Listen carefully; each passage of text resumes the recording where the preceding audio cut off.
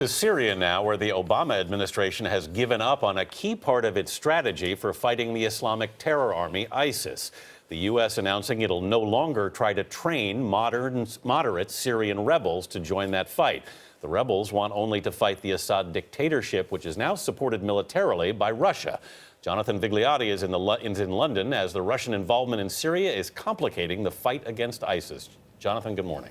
Good morning, Anthony. Russia and the U.S. have polar opposite strategies in Syria, and communication between the two has been pretty much scarce. Russia has agreed to resume air safety talks with the U.S. as early as this weekend, but the talks are not about coordinating efforts. Instead, how to stay out of each other's way.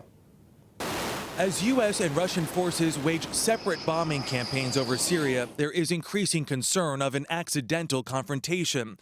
Earlier this week, Pentagon officials said U.S. jets had to maneuver around a Russian aircraft to avoid a mid-air collision.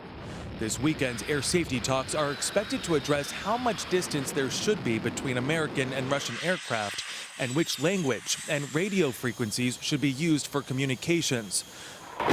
The talks are not expected to address the targets each country seeks out and the conflicting goals of the separate missions.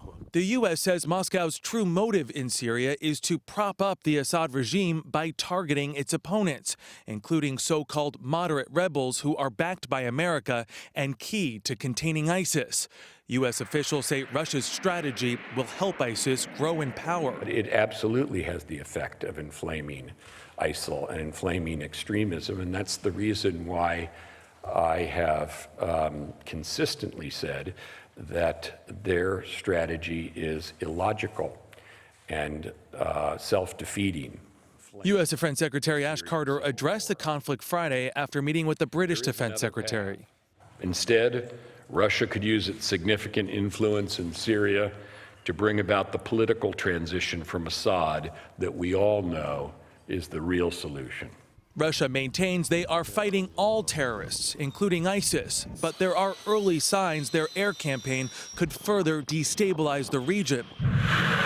Since Russia first began their bombing campaign last week, Gulf states have reportedly upped their involvement as a countermeasure, with Saudi Arabia allegedly arming anti-Assad rebels with high-powered anti-tank missiles.